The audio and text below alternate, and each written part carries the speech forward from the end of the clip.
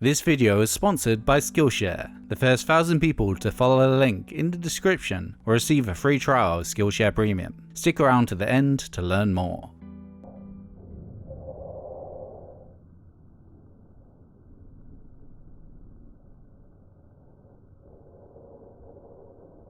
If I listen to a record of Placebo, what do you want me to hear? I want you to get wet. Between 1993 and 97, music in Britain was dominated by the reign of Britpop.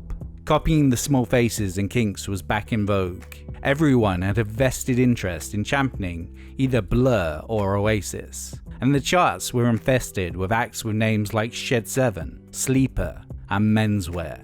Emerging amongst this flag-waving rabble were the grungy, glam-splattered post-punks known as Placebo. Fronted by the all-too-sexual Brian Molko, they singularly led a charge against the backward-facing Britpop movement, with rock music that thrilled, shocked, and flirted in equal measure. But their most iconic and sleaziest of their 90s singles challenged gender roles and left a trail of bodily fluids in its wake. This is New British Canon, and this is the story of Nancy Boy. So are Placebo British? If you're talking about the individual members of the band, then no. But Placebo formed in the UK, were based in the UK, and their music was shaped by life in the UK. I know it's totally a British thing to claim things that aren't ours, but people who have emigrated here and live in the UK by choice should be allowed under the British banner if they so wish. And a majority of you do agree. Plus, Placebo won Best New British Band at the Kerrang Awards in 1997. An international band couldn't have done that. It's a lot. It's a lot. It's a lot. It's a lot. It's a lot. It's a lot. Placebo formed in London in 1994, but their members weren't close to native. Singer and guitarist Brian Molko was born in Belgium to an American father and Scottish mother. Bassist Stefan Oldsdale and drummer Robert Schultzberg were born in Sweden. Having moved to the UK for higher education, their influences were at odds with the prevailing Britpop movement. Molko preferring Bowie, PJ Harvey and Sonic Youth to Britpop's love of the Kinks and Beatles.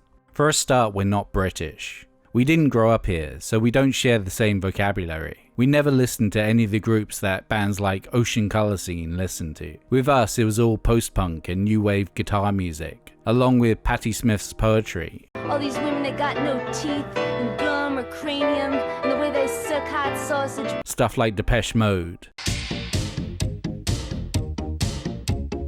And darker shit like Joy Division.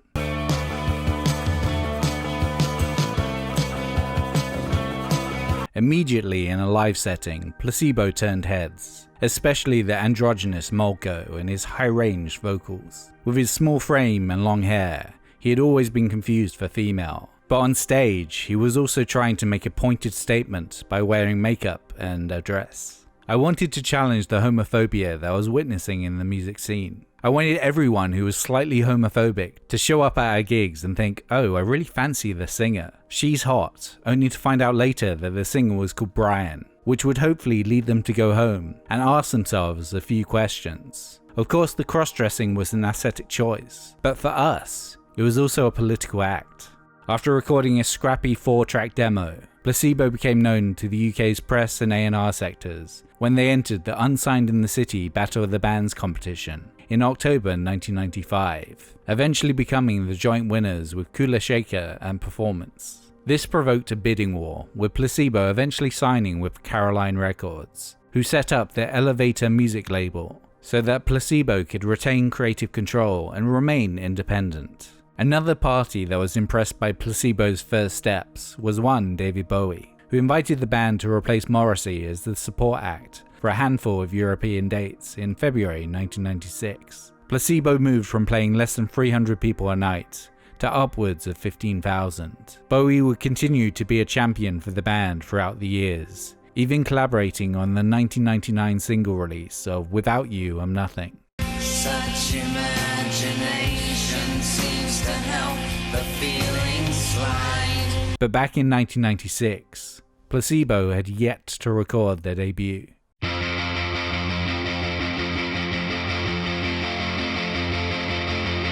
Placebo started recording their debut album in early 1996, with production from Brad Wood of Exile in Guyville and Diary fame. As their first time in a proper studio, the band naively jumped at the opportunity to get the best out of the situation and create their own sound. We were like kind of kids in a candy shop. We didn't really know our way around a studio. We couldn't believe that somebody had actually fallen for it and given us money to make a record. So it was kind of a dream come true, and I think it kind of captures that youthful exuberance and joy at being there. As they had been playing shows for almost 2 years, Placebo already had written the majority of the 10 songs that would end up on the record. Nancy Boy was no different, having been initially penned in 1994 in Molko's Council Flat in Deptford. Comes across all shiny coin, just another Nancy boy. The chorus hook was a reaction to Britpop heroes Suede and their coy references to homosexuality.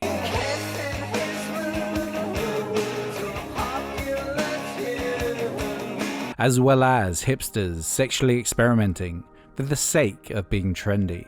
That infamous quote of Suede singer Brett Anderson's, "I'm a bisexual man who's never had a homosexual experience," was being reprinted in every magazine. I saw that as a very opportunistic statement, and it led me to want to write something about tourism of the sexual kind, which is where the chorus comes from. I had in mind a tourist who gets stuck in, then realizes they're out of their depth. Nancy Boy references sex in an overt manner akin to PJ Harvey.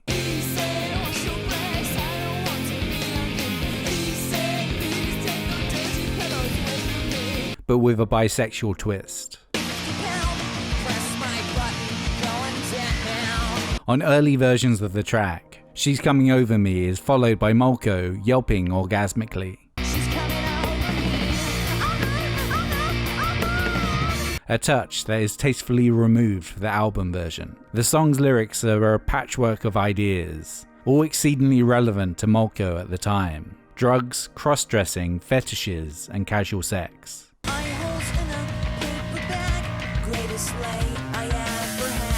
It's not your run-of-the-mill boy meets girl song. It doesn't promote promiscuity, but doesn't judge it either. Its title takes a derogatory term for a homosexual man, and reappropriates it as a point of pride, reversing the hate so that Molko can gain power from it. He is the Nancy Boy. Musically, the song is a free-chorded punk rock song, not too dissimilar from their previous singles Bruised Pristine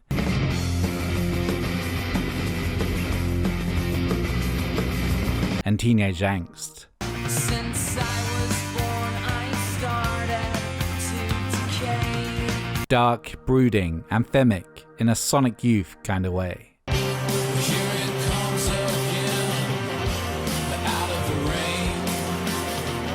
The band would start experimenting with loops and samples more obviously on Without You I'm Nothing, but Nancy Boy displays one of their first tentative steps. Sonically, we tried to capture a kind of drug-induced sexual rush. It's got a rising car sound, which was meant to kind of reproduce the first rushes of E.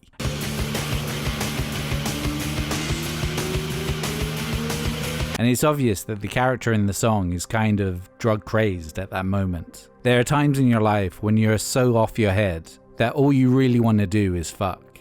The album, self-titled, would be released in July 1996, but would initially only peak at number 40 in the UK charts.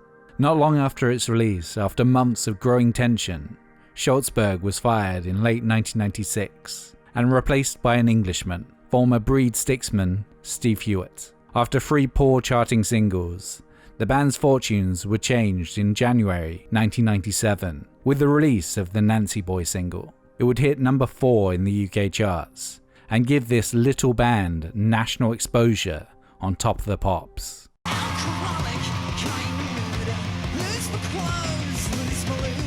While Britain had previously experienced the likes of Bowie, Mark Almond and Boy George, in the context of a rock band, Molko's androgyny provoked equal parts intrigue and disgust. It did amaze me at the time how much a cock in a frock was still shocking at the end of the 20th century. It was like if Boy George had never existed. It was alright to cross-dress in pop, but to go into grunge territory with a dress was so shocking to people.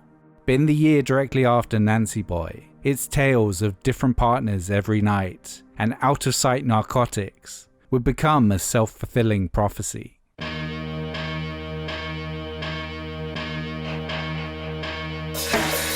Nancy Boy's success wasn't a fluke, but definitely wasn't expected.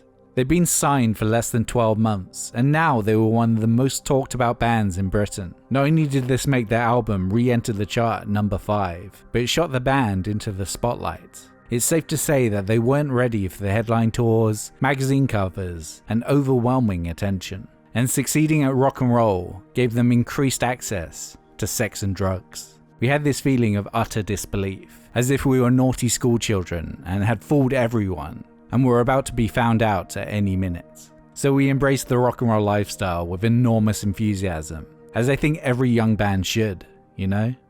A couple of weeks before Nancy Boy entered the UK charts, Placebo played to 20,000 people at Bowie's 50th birthday show at Madison Square Garden, flanked with their personal heroes Sonic Youth, The Cure, and Lou Reed.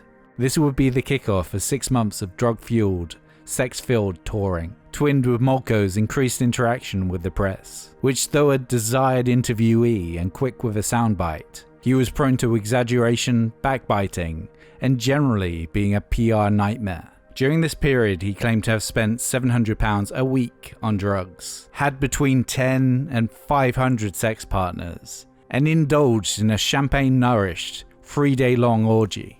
Even out of an interview setting, his wayward words would get him into trouble. At a Brit Awards after-party held for the Spice Girls, while off his face, Molko insulted someone's wife within earshot of that someone, and got himself promptly launched across the room, breaking a couple of ribs in the process. As he summed up to the NME in 1998, "We'd left a trail of blood and spunk all over the country." It was getting to the point where his sordid antics were beginning to overshadow Placebo's musical output. I think I really desperately wanted to be rock and roll, and I think we took our souls and bodies to an extreme and then realized we couldn't do it anymore. There's only so far you can go with that. Once it begins to change your personality, it starts to get scary. At the end of 1997, after a tour playing Enormodomes across Europe with U2, Placebo would start writing demos for follow-up Without You I'm Nothing, at the same time reflecting on the absurdity of their last year. This album has the mood of post-coital come down. There's a real melancholia on it, that feeling of having fucked yourself empty. But we were never as bad as Led Zeppelin. Emerging late in the album recording process was Pure Morning, which, with its Zeppelin-sized drums and hypnotic mantras, became the album's first single.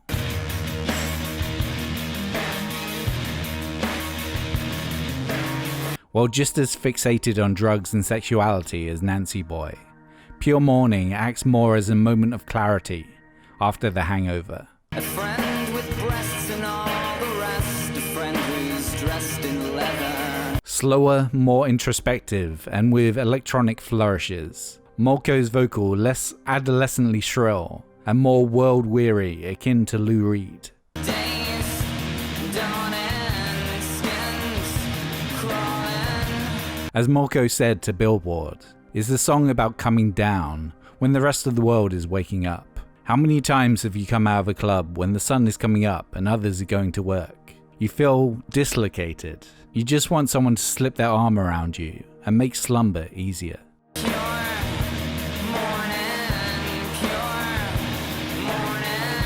Again, it reached number 4 in the UK singles charts, and proved they were more than that glam punk mode. More than that though, it was also the band's first substantial hit in the US, making it to number 19 on the Billboard Alternative chart. But it also embodied a time in Molko's life that in later years he was hesitant to return to.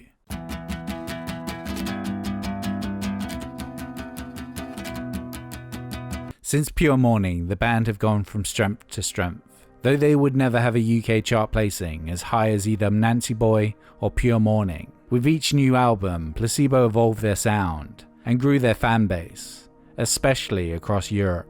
By the release of 2000's Black Market Music, the band had matured and decided to retire Nancy Boy from their live sets, and though it would periodically reappear, Molko does not care for the song.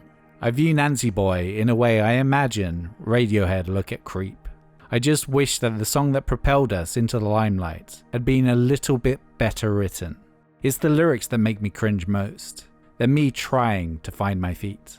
Pure Morning would go the same way, slowly phased out through the Meds tour, and then not played again until their 20th anniversary shows, starting in 2016.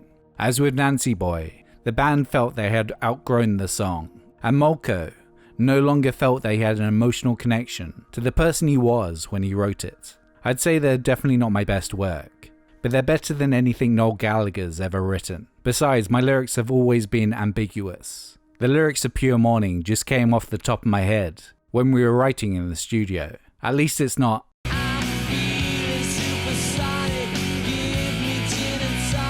It's not exactly that bad, but it's in that vein, I must admit. Perhaps with Molko's detox and sobering after the release of Meds, he no longer wanted to be confronted by the fucked up kid he once was. In 2017, Molko told NME that after their retrospective, A Place for Us to Dream tour, he may never play the songs again. And as of writing, they haven't. At the time, Placebo was seen as a reaction to Britpop, a band that didn't grow up here, but found the whole retro worship thing to be increasingly one note. But as an influence, they were the critical missing link between glam and post-punk, and later groups like The National, Yeah Yeah Yeahs, The Killers, Muse, and My Chemical Romance. Nancy Boy was a makeup splattered, day-glow guiding light, showing that rock music could be way more than cigarettes, alcohol, and living forever. But more than that, with Brian Molko, a generation of LGBT kids found a role model and source of comfort for what they were going through, unafraid to delve into subjects that the Brett Andersons of Britpop were too bashful to sing about. Placebo were not shy and coy, for they gave us Nancy Boy. Are you bored and don't know what to do with your life? Feel like you need a little bit more knowledge in you? Well then, Skillshare may be the service for you. Skillshare is an online learning community for anyone who wants to learn something new, where millions have come together to take the next step in their creative journey. This month I watched the stop motion look in After Effects. In it, Jake Barlett leads you through the process of creating wondrous stop motion style animations within After Effects that look just like the real thing. But maybe you want an art skill that's a bit more analog. With Kimberly Schrack's introduction to modern brush calligraphy, Skillshare has that covered too. Today is the perfect time to do that thing you always wanted to do. The first 1,000 people who follow the link in my description will get a free trial of Skillshare Premium. After your trial ends, Skillshare costs as little as $10 per month for unlimited learning. So click that link, acquire a new skill, and become a better you. Thanks for watching. Like, comment, subscribe. First, I'd like to thank Pavel Volmjanin for gifting me Placebo's debut from my Amazon wishlist. You have my eternal gratitude. As always, a big shout out to all my supporters on Patreon. Without you, there would not be a Trash Theory. Thanks, and I'll see you in a couple of weeks.